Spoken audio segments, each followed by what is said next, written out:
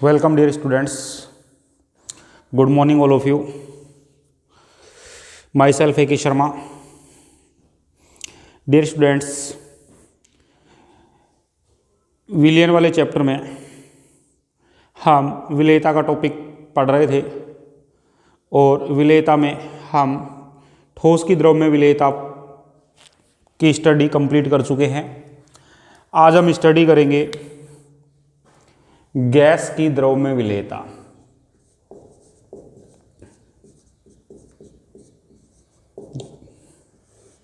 Gas की द्रव में विलेयता, ठीक है। हम यहाँ पर गैस के जो पार्टिकल हैं इनको विलेय कर रहे हैं लिक्विड में, द्रव में। ये गैस है, गैस को हम घोल रहे हैं, किस में घोल रहे हैं? द्रव में। तो जिसको घोला जाता है वो हमारे लिए विलेय और जिसमें घोला जाता है वो हमारे लिए विलायक। तो गैस यहाँ पर हमारे लिए किसका कार्य कर रही है? विलेय के रूप में प्रयुक्त हो रही है और द्रव किसके रूप में प्रयुक्त हो रहा है? विलायक के रूप में प्रयुक्त हो रहा है। अब हम बात करें जनरली क्या होता है, ये गैस जो है ये द्रव में या ठोस में घुलती नहीं है। इस द्रव या ठोस के द्वारा गैस का अवशोषण किया जाता है, ठीक है। क्या किया जाता है? अवशोषण किया जाता है। इसलिए डियर स्टूडेंट्स, जो गैस है इस गैस की द्रव में विलेयता जो होगी, इस विलेयता को हम किसके रूप में? अवशोषण गुणांक के रूप में व्यक्त करते हैं। किसके रूप में? अवशोषण गुणांक के रूप में व्यक्त करते हैं, ठीक है। अवशोषण गुणांक होता क्या है? तो मैं आपसे कहूँगा कि हमारे पास जो गैस है इस गैस का ml में आयतन, अवशोषित गैस का ml या सेंटीमीटर क्यूब में आयतन, जो 1 ml या 1 सेंटीमीटर क्यूब द्रव विलायक में घुला हुआ है। विलायक में, द्रव विलायक में घुला हो। किस में घुला हो? द्रव विलायक में, ठीक है। कंडीशन क्या रहेगी? टेम्परेचर क्या रखेंगे? कांस्टेंट, ठीक है। हम इसको कहेंगे अवशोषण गुणांक। क्या कहेंगे? अवशोषण गुणांक। तो मैं आपसे कह दूं अवशोषण गुणांक किसे कहते हैं? तो डियर स्टूडेंट्स, अवशोषण गुणांक आ गया हमारे पास किसी भी गैस का ml या सेंटीमीटर क्यूब में आयतन जो 1 ml द्रव विलायक में घुला होता है। कंडीशन होती है निश्चित ताप पर। इसको हम कहते हैं इस गैस का अवशोषण गुणांक। क्लियर? अब डियर स्टूडेंट्स, इस गैस की द्रव में विलेयता को प्रभावित करने वाले कारक, गैस की द्रव में विलेयता को प्रभावित करने वाले कारक की बात जब हम करें तो कारक में पहला कारक हमारे पास होगा गैस की प्रकृति। किसकी प्रकृति? पहला कारक हम लेंगे गैस की प्रकृति। गैस का मतलब हो गया किसकी प्रकृति की बात कर रहे हैं हम? विलेय की प्रकृति की बात कर रहे हैं। किसकी प्रकृति की बात कर रहे हैं? विलेय की प्रकृति की बात कर रहे हैं, ठीक है। अब जैसे एग्जाम्पल लिया मैंने, अमोनिया गैस NH3 को HCl में घोल देता हूं तो ये बनाता है NH4Cl। क्या बनाता है? NH4Cl। ऐसे ही मैं बात कर लूं कि हमने NH3 को जल में घोल दिया, ये बनाता है NH4OH, ठीक है। तो मैं आपसे कह सकता हूं कि ऐसी गैस जो या तो विलायक के साथ में रासायनिक अभिक्रिया करती है, विलायक के साथ क्या करती है? अभिक्रिया कर लेती है, या फिर आयनित हो जाती है। क्या हो जाती है? गैस का आयनन हो जाता है। ऐसी गैसें इस विलायक में अधिक मात्रा में घुलनशील होती हैं, ठीक है। जैसे हम बात कर लें कि हमारे पास एग्जाम्पल आ गया NH3 है, HCl है, SO2 है, ये सब जल के साथ आसानी से क्रिया करती हैं। किसके साथ? जल के साथ। या मैं वैसे ही कह दूं कि ये ध्रुवीय हैं और जल भी कैसा है? ध्रुवीय है, तो आसानी से घुल जाएगा। तो ये रासायनिक गैसें आसानी से रासायनिक अभिक्रिया करेंगी और जल में अधिक विलेय होंगी। ठीक है, अब देखें, अब मैं बात कर लूं गैसों की विलेयता का क्रम। गैसों की विलेयता का क्रम, और ये क्रम दे रहा हूं मैं 1 ml जल में। वैसे तो विलेयता जो है अलग अलग कारकों पर डिपेंड करेगी, लेकिन गैस की विलेयता की जब हम बात करेंगे तो गैस की विलेयता हम वान डेर वाल बल और इनकी ध्रुवीय और अध्रुवीय प्रकृति और विलायक के साथ हाइड्रोजन बंध बनाने की प्रकृति के आधार पर देते हैं।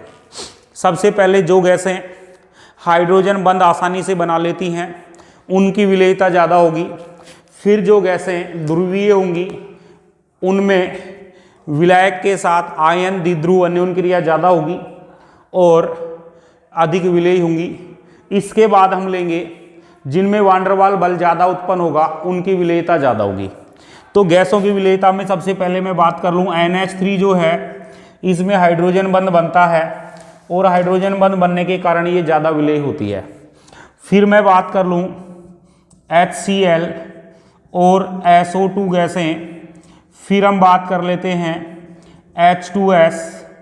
फिर हम बात कर लेते हैं CO2 अध्रुवीय है। फिर हम बात कर लेते हैं C2H2 गैस की। फिर मैं बात कर लूँ O2 N2 और इन गैसों में से तो O2 का पर आणविक द्रव्यमान ज़्यादा होगा। ठीक है, तो मैं कहूँगा O2 की विलेयता, फिर इसके बाद आएगा क्रम N2 का, ये क्रम हमारे पास आ जाएगा।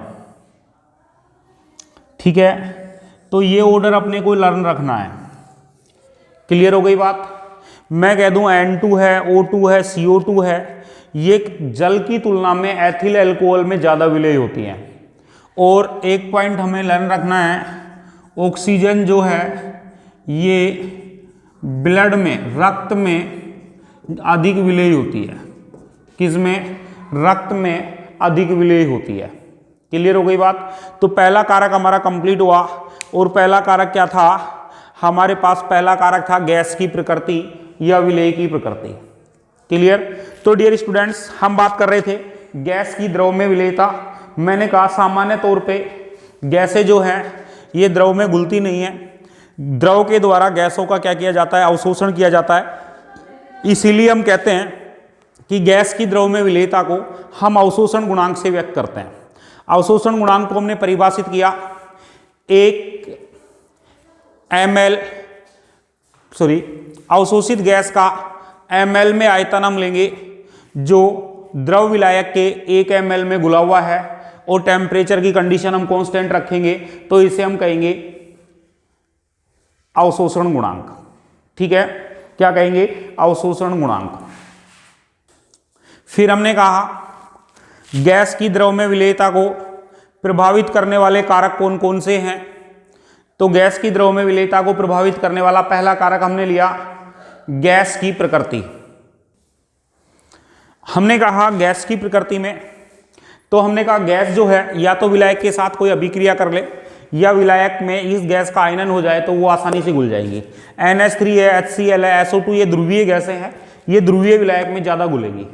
ठीक है, फिर मैंने गैस की विलेयता का क्रम बताया इसमें, और गैस की विलेयता के क्रम में हमने कहा NH3 हाइड्रोजन बंध बनाएगी, सर्वाधिक विलेय होगी। HCl ध्रुवीय है, SO2 ध्रुवीय है, H2 जो है ये H2 नहीं H2S, H2 नहीं है H2S।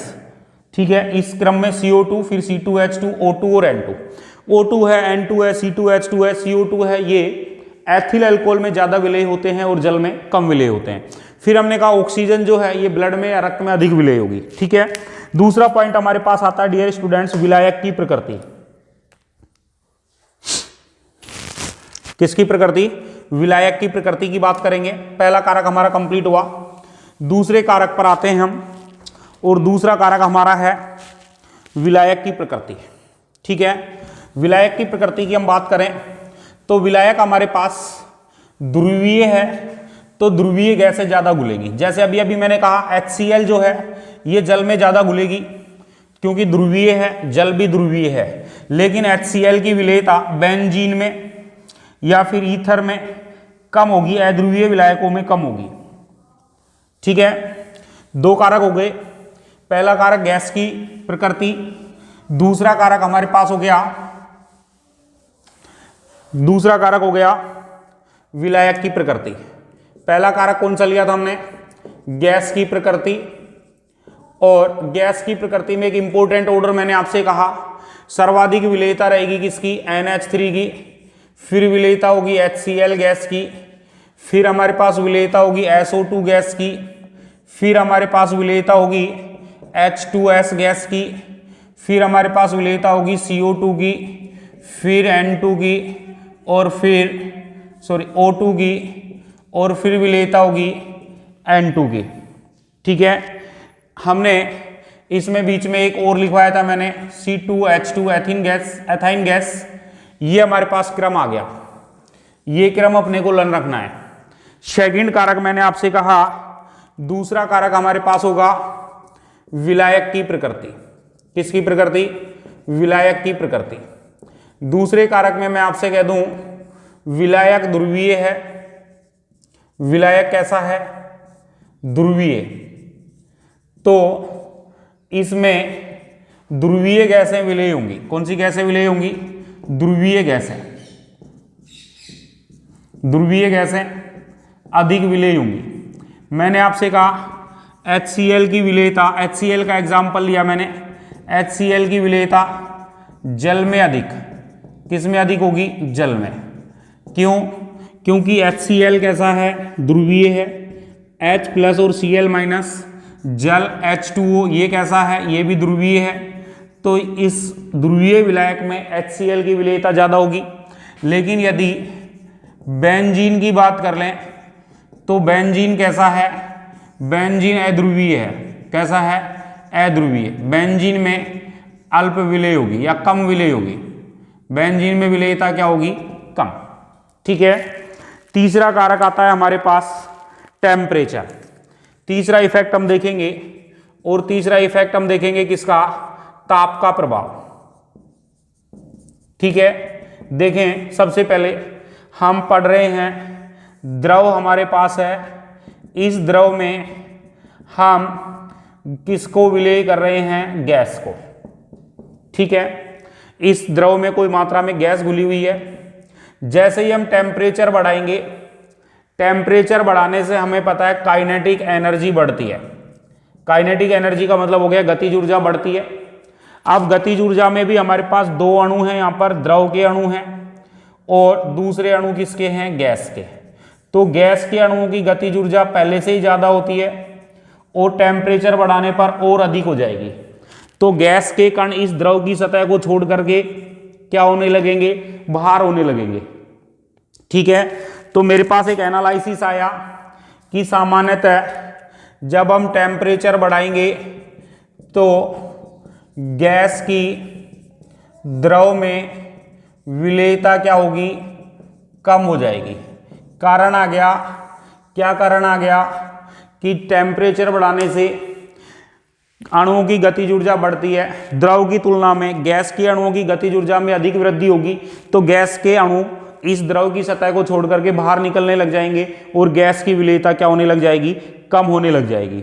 ठीक है, अब एक बात ध्यान रखना यहाँ पर कि ला सातल्य नियम पढ़ा था हमने। हाइड्रोजन या हीलियम जो है इसकी जल में विलेयता जो होगी ये ऊष्मा शोषी अभिक्रिया है। कैसी अभिक्रिया है? ऊष्मा शोषी अभिक्रिया है। और ऊष्मा शोषी अभिक्रिया है तब मैं कह दूंगा इनके लिए टेम्परेचर बढ़ाने से विलेयता क्या होगी? बढ़ेगी। विलेयता क्या हो जाएगी? बढ़ जाएगी। बहुत इंपॉर्टेंट पॉइंट है। हाइड्रोजन और हीलियम के जल में विलेयता जो है ये कैसी अभिक्रिया है? ऊष्मा शोषी अभिक्रिया है। ला सातल्य नियम के अनुसार हम पढ़ चुके हैं, जैसे जैसे हम टेम्परेचर बढ़ाएंगे विलेयता का मान बढ़ जाएगा। क्लियर? कितने फैक्टर हो गए? 3। अब चौथा फैक्टर हम पढ़ेंगे प्रेशर। चौथा फैक्टर हम देखेंगे दाब। दाब इंपॉर्टेंट पॉइंट है यहाँ पर। गैस की द्रव में विलेयता का दाब का प्रभाव बहुत इंपॉर्टेंट पॉइंट है। गैस की द्रव में विलेयता के प्रभाव का अध्ययन सर विलियम हेनरी ने किया था सबसे पहले, और एक नियम दिया जिसको हम बोलते हैं किसका नियम? हेनरी का नियम। किसका नियम बोलते हैं? हेनरी का नियम। ठीक है, तो अब हम इसको डिटेल से पढ़ेंगे, हेनरी के नियम को, यानी कि गैस की द्रव में विलेयता पर दाब के प्रभाव को। अब हम ले रहे हैं, डिस्कस कर रहे हैं चौथे कारक पर। हमने गैस की द्रव में विलेयता को प्रभावित करने वाले कारकों में पहला कारक लिया किसकी प्रकृति?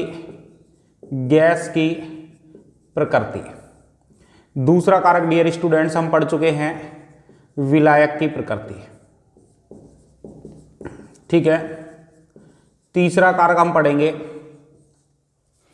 और तीसरा कारक हमने पढ़ लिया है टेम्परेचर। ठीक है, और चौथा कारक हमारे पास आएगा क्या? दाब।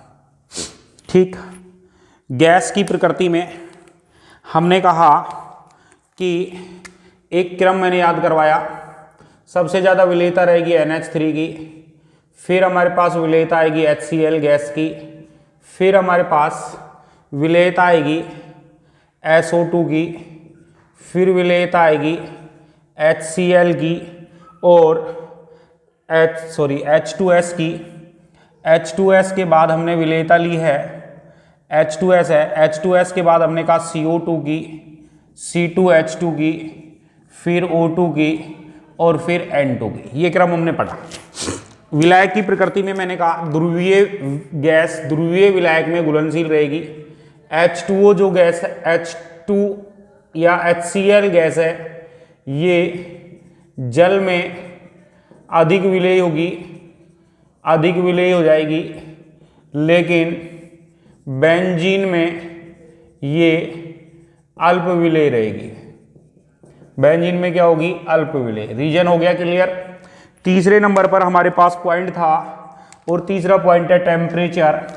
और टेम्परेचर में मैंने आपसे कहा टेम्परेचर बढ़ाएंगे तो अणुओं की काइनेटिक एनर्जी बढ़ेगी, और अणुओं की काइनेटिक एनर्जी में गैस के अणुओं में अधिक वृद्धि होगी। गैस के अणुओं की काइनेटिक एनर्जी द्रव की तुलना में ज़्यादा हो जाएगी, और इसके कारण गैस के कण द्रव की सतह को छोड़ करके बाहर चले जाएंगे, यानी कि विलेयता क्या हो जाएगी? कम हो जाएगी।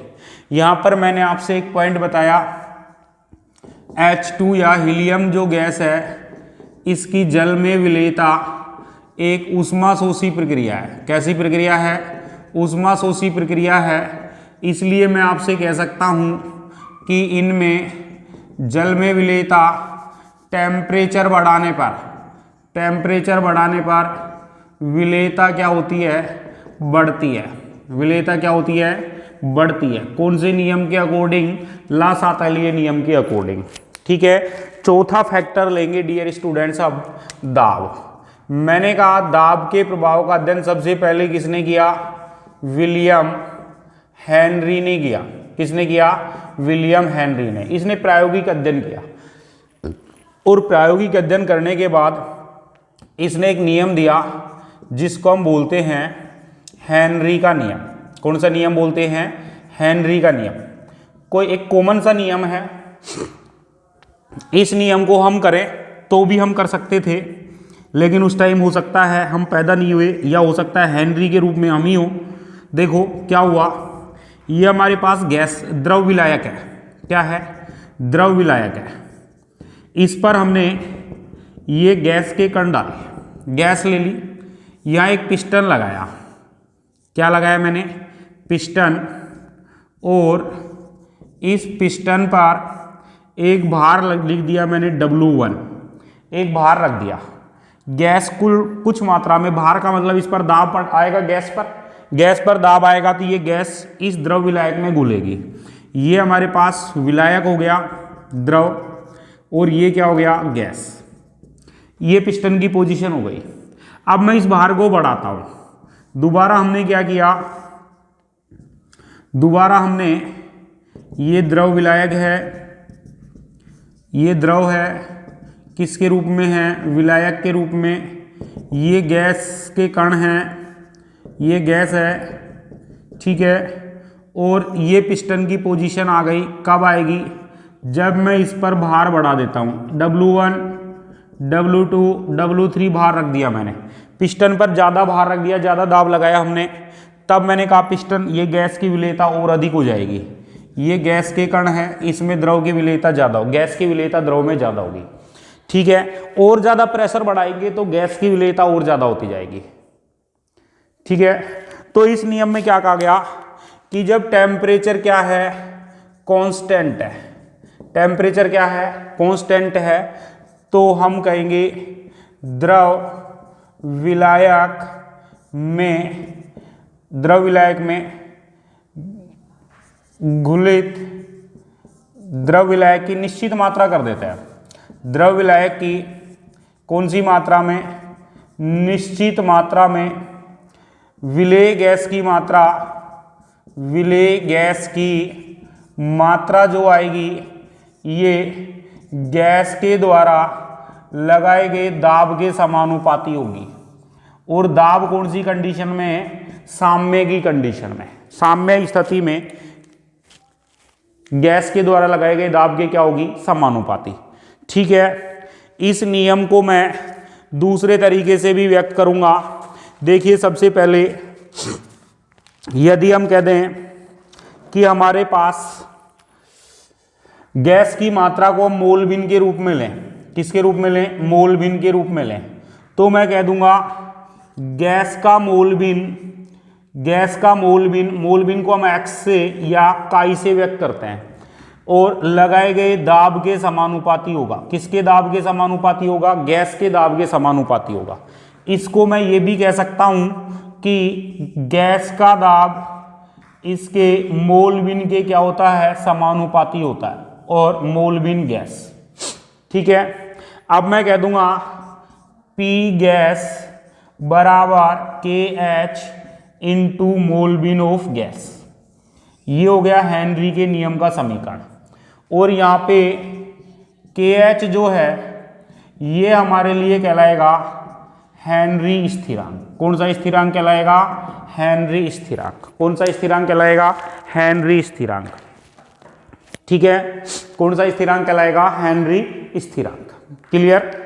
अब हम यहां पर बात करेंगे हेनरी स्थिरांक के साथ मैं इस हेनरी के नियम का एक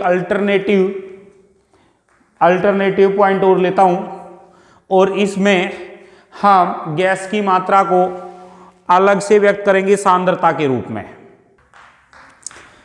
तब मैं आपसे कहूं कि मैं गैस की मात्रा को यहां पर ले लेता हूं या तो मास पर वॉल्यूम में या फिर मोल प्रति लीटर में, ठीक है। और मैंने आपसे कहा कि गैस जो है, गैस की मात्रा लगाए गए दाब के क्या होगी, समानुपाती होगी। गैस की मात्रा को मैंने लिया C ग्राम मोल पर लीटर। C गैस ये सांद्रता है मोल प्रति लीटर में, तो ये समानुपाती आ जाएगा गैस के दाब के। दाब कौन सी स्थिति का, साम्य अवस्था का। और मैं कह दूंगा C गैस बराबर आ जाएगा K इंटू P गैस। ध्यान देना यहाँ पे जो K है ये एक समानुपाती स्थिरांक है। कौन सा स्थिरांक है, समानुपाती स्थिरांक। इस KH और K में क्या संबंध आएगा, दोनों एक दूसरे के व्युत्क्रमानुपाती होंगे, ठीक है। दोनों एक दूसरे के व्युत्क्रमानुपाती होंगे। अब एक पॉइंट हम बात करेंगे कि जो KH है और इस K दोनों की यूनिट के बारे में देखें तो हमें पता है मोल भिन्न है, ये गैस का मोल भिन्न है। मोल भिन्न का मात्रक हमेशा, मोल भिन्न एक मात्रकहीन राशि है, यूनिटलेस प्रॉपर्टीज है। तो KH हेनरी स्थिरांक का मात्रक डिपेंड करेगा दाब के मात्रक के बराबर। तो हमसे पूछ लिया जाए मात्रक आएगा किसका, KH हेनरी स्थिरांक का, या तो पास्कल में आ जाएगा या टोर में आ जाएगा या एटमॉस्फेयर में आ जाएगा या बार में आ जाएगा। किसके समान आएगा, दाब के समान। लेकिन K का मात्रक पूछ लेता है, किसका मात्रक पूछ लेता है? K का मात्रक पूछ लेता है। तो K का मात्रक देखो ये मोल पर लीटर है और ये गैस, तो हमारे पास आएगा मोल लीटर इनवर्स, और मैं कह दूं बार इनवर्स, या अदर कोई भी प्रेशर की यूनिट हम यूज कर सकते हैं। ठीक है, तो ये हमारे पास मात्रक आ गया किसका? K यानी समानुपाती स्थिरांक का। दो अलग अलग मात्रकों की चर्चा करते हैं हम। एक तो हेनरी स्थिरांक KH का मात्रक दाब के मात्रक के बराबर, दूसरा समानुपाती स्थिरांक K का मात्रक, और ये आ जाएगा मोल लीटर इनवर्स बार इनवर्स। क्लियर? अब डियर स्टूडेंट्स हम हेनरी स्थिरांक के कुछ फैक्ट्स देखेंगे, और हेनरी स्थिरांक के कुछ फैक्ट्स में KH के आधार पर कुछ पॉइंट आते हैं बहुत इंपॉर्टेंट। देखो, दाब का अध्ययन किया हमने, टेम्परेचर जब हमने कांस्टेंट रखा, इसका मतलब है जैसे जैसे हम टेम्परेचर बदलेंगे वैसे वैसे KH का मान भी बदलता जाएगा। ठीक है, अलग अलग गैस के लिए KH की वैल्यू भी अलग अलग होती है। इस तरीके से कुछ हम KH के आधार पर हम गैस की विलेयता को भी व्यक्त करेंगे। ठीक है, तो KH जो है इसके लिए मैं कुछ फैक्ट्स बता रहा हूं। KH को हमने कहा है क्या है? हेनरी स्थिरांक। कौन सा पॉइंट ले रहे हैं हम? हेनरी स्थिरांक। ठीक है, हेनरी स्थिरांक तो एक पॉइंट तो मैंने कहा इसकी यूनिट क्या होगी? यूनिट मैं कह दूं दाब के समान। किसके समान आ जाएगी? दाब के समान आ जाएगी। एटमॉस्फेयर ले लो, पास्कल ले लो, किलो पास्कल ले लो। ठीक है, बार में ले लें, किसके इक्वल होगी? दाब के इक्वल। दूसरा पॉइंट हम कहेंगे हमारे पास अलग अलग गैसों के लिए, अलग अलग गैसों की बात करें तो अलग अलग गैसों के लिए एक ही विलायक में, विलायक सेम ले रहे हैं हम, एक ही विलायक में, तो मैं कह दूंगा KH का मान भिन्न भिन्न होगा, अलग अलग होगा। फिर मैं आपसे कह सकता हूं कि एक ही गैस है, एक ही गैस है, एक ही गैस के लिए भिन्न भिन्न विलायक ले लिए जाएं, भिन्न भिन्न क्या ले लिए जाएं? विलायक। विलायक बदल दिए गए तो KH भी जो है ये क्या होगा? भिन्न भिन्न होगा। KH भी क्या होगा? भिन्न भिन्न होगा, सेम गैस के लिए। ठीक है, और मैं कह दूंगा नेक्स्ट पॉइंट, इसमें मैं कह दूं भिन्न भिन्न ताप पर बात कर लें तो KH की वैल्यू भी क्या होगी? भिन्न भिन्न होगी। ठीक है, अगला पॉइंट मैं कह दूं कि हमारे पास दिए गए ताप पर KH का मान बताएगा सोल्यूबिलिटी को। देखो,